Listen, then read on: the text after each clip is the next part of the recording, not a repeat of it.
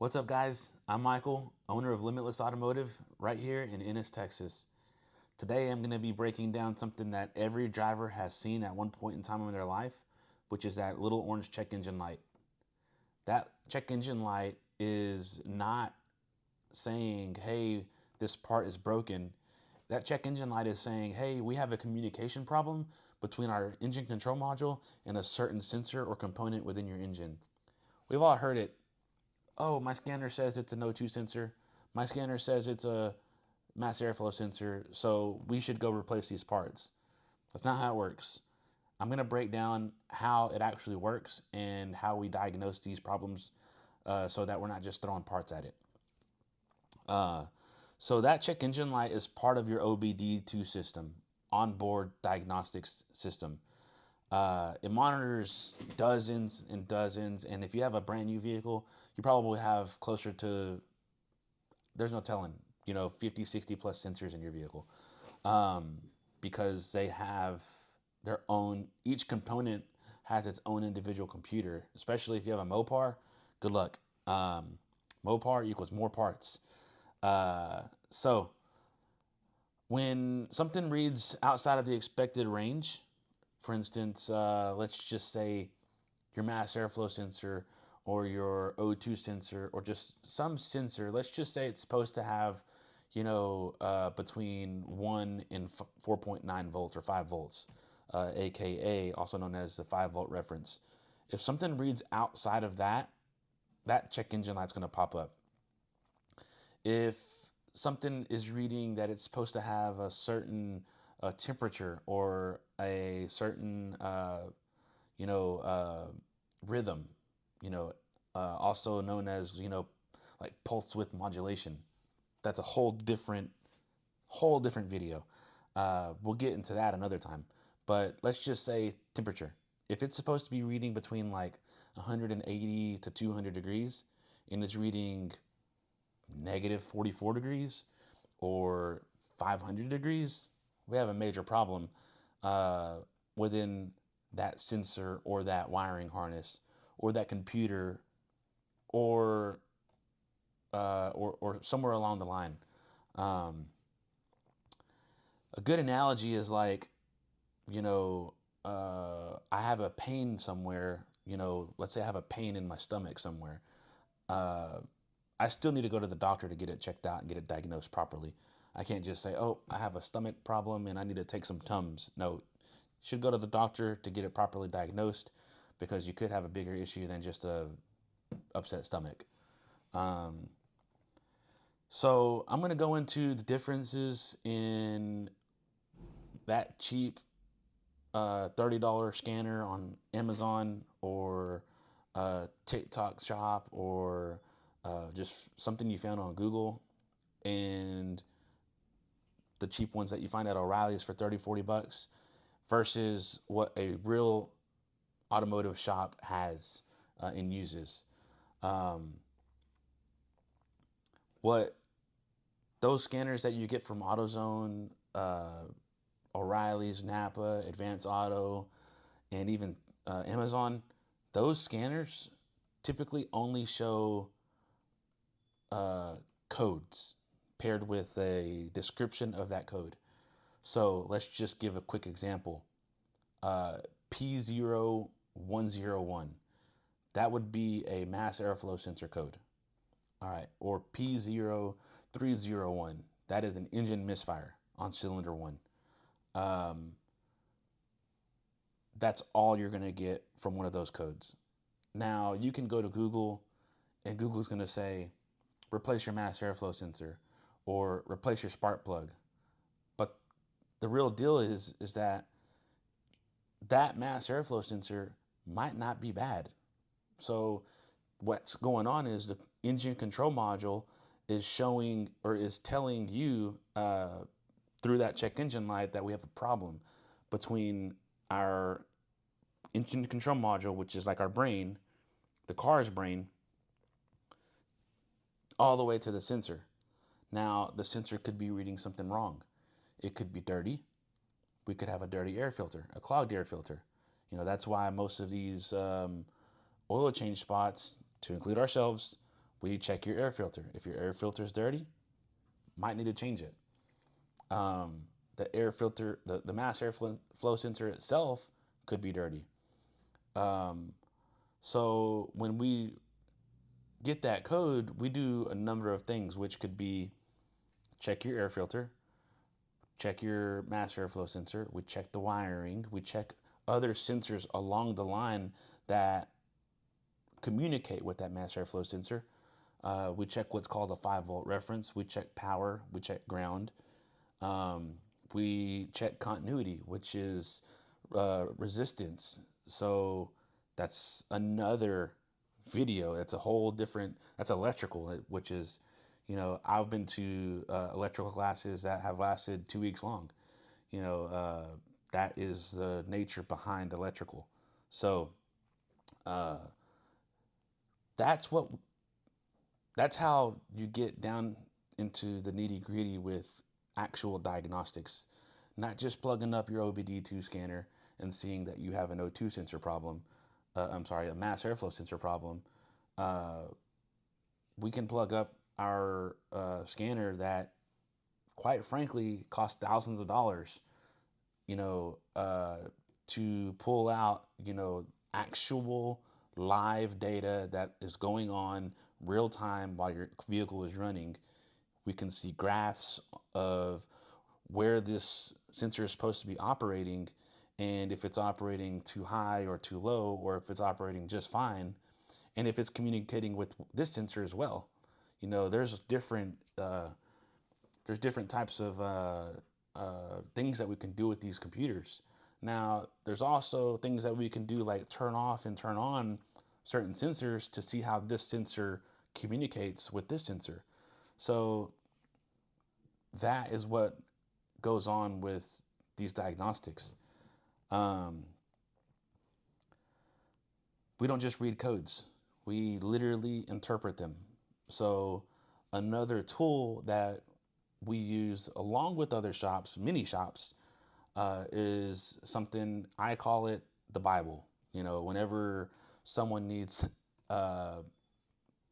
something going on with their life, where do they go? They go to church, and what do? They open the Bible.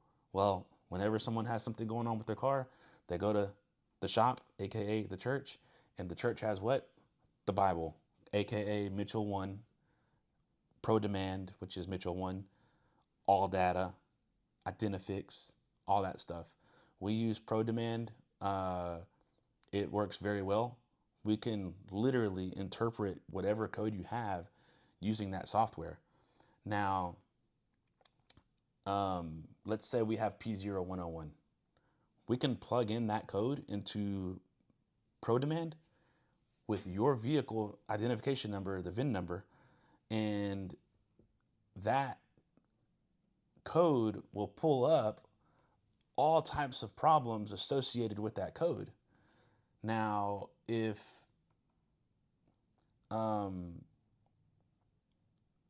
that code says mass airflow sensor and we plug it in, it might say mass airflow sensor, engine air filter, throttle body, map sensor, O2 sensor, fuel injectors, vacuum leak. There could be a lot of issues going on with that. PCM or ECM. There's a lot of different things that code that could be associated with that code. So that is how and why. That's why you should get your vehicle diagnosed properly with a reputable shop. Step by step, how we diagnose problems. First, let's just roll with it. P0101 mass airflow sensor. First thing we're going to do, obviously, is verify that code is active. So when we plug up our computer, it'll tell us if it's active or current, meaning it's a real-time code right now, something's going on. History or permanent. History might mean that, you had that code and it went away for some reason. It could be a communication issue with your computer. It could be that your battery voltage was a little bit low. Could be a number of things. But it still means that that at one point in time, your check engine light triggered, or that mass airflow sensor triggered something in your engine control module. So for starters, what we'll do is we'll do a visual inspection. We'll pop your hood. We'll identify the mass airflow sensor. We'll check for electrical connector looseness, which is called like a wiggle test. Wiggle it. We'll check the wires that go into the electrical connectors. If all of that looks okay, we'll proceed to pull the sensor out, look at it, make sure it's not damaged. From there, we'll go ahead and pull out the engine air filter. If that engine air filter is dirty, then we might recommend we start with that. There's something called mass airflow sensor cleaner. You can get that mass airflow sensor, spray some mass airflow sensor cleaner on it, let it dry up, put it back in, rescan it. We can check what's called the freeze frame data, which is like a screenshot. So your engine control module will take, similar to on your phone when you could take a screenshot of whatever you want to take a screenshot of, your engine control module will literally take a snapshot of everything that's going on at the exact point in time when that check engine light was triggered. So if you're driving at 40 miles an hour and that check engine light popped up, and let's just say it went away for some reason, we can see everything that happened at 40 miles an hour at that given point in time when that check engine light was triggered. And that freeze frame data might tell us, oh, boom, this is what happened, and that's the problem, which triggered the mass airflow sensor. So that's what goes on with these diagnostics. After, let's just say we replaced the part, or it's a wiring problem and we repaired the wire. After that diagnostic process, we will take the vehicle for a test drive, and then if the fault is an active fault, meaning it's like something that the computer is sensing right this second, that light will come right back on, and it knows that we need to look further into it. A lot of times, because our diagnostics process is so thorough, we can normally get it right the first time. Common myths of your check engine light is, oh, I'm going to disconnect the battery and do a reset of your engine control module and let it sit for 15-20 minutes, put the battery connector back on, and then go for a drive. Sure, that might be a quick fix, but it's not going to fix what's wrong. All it's going to do is reset your engine control module's memory of what happened as soon as you get to driving.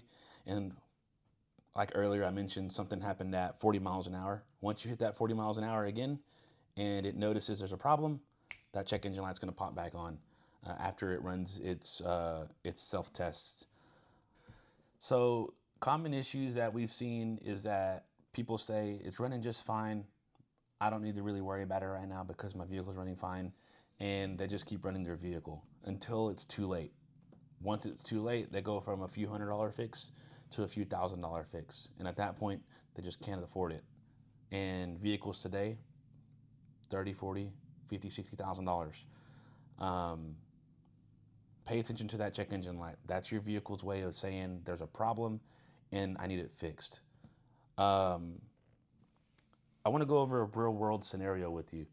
This was maybe 6 months ago. We had a vehicle that the clients decided to do all their work. They had a spark plug that they just could not get out. So they sent it to us. We extracted it, put a new spark plug in it. We replaced the coil, and they still had a check engine light for their O2 sensor. They said that they had replaced that O2 sensor. So when we went in and we looked further into it, we noticed that from Nissan and from the diagram, the connector, the electrical connector that connects to this vehicle was gray. From Nissan, that connector was supposed to be black, and they have two separate colors for that reason. Now, we went ahead and ran some further diagnostics on it, and we realized that this O2 sensor was the wrong O2 sensor. So to fix that, we put the correct O2 sensor in there because we thought that maybe that they had put the wrong, it's hard to diagnose something with the wrong part, with the wrong parts inside of it. So we put the correct part inside of it, and we still had that code. So now that we had the correct part, we were able to thoroughly diagnose this. After further diagnostics, further down into the engine harness, we found that someone had been in there before, and they had tried to repair the wires, but the wires were it was a poor wire job. They didn't crimp it properly. They didn't put heat shrink on it properly. They just used black tape, which is okay, but it just wasn't done properly. Some of the wires were exposed, touching each other, causing that wire to short out, causing that check engine light to turn on. So that's just a simple real world experience that we've had with this issue before. We've had many of them. That's just one of them. So remember, guys, check engine lights are not the enemy. They're there to tell you that, hey, I have a problem. Take me to the doctor, basically. Don't waste money on guessing. Don't waste money on cheap scanners. Bring it to the professionals with the professional scanners that can look further into your vehicle. As always, I'm here to help you guys. Our address is 205 East Denton Street, right here in Ennis, Texas. Our phone number is 469-716-5578. Again, I'm Michael, owner of Limitless Automotive. Thank you guys for watching, and don't forget to like and subscribe to our page, to our YouTube, TikTok, Instagram, and Facebook. Don't forget to share this page with somebody that you know that has a check engine light. We can help them out. Thank you.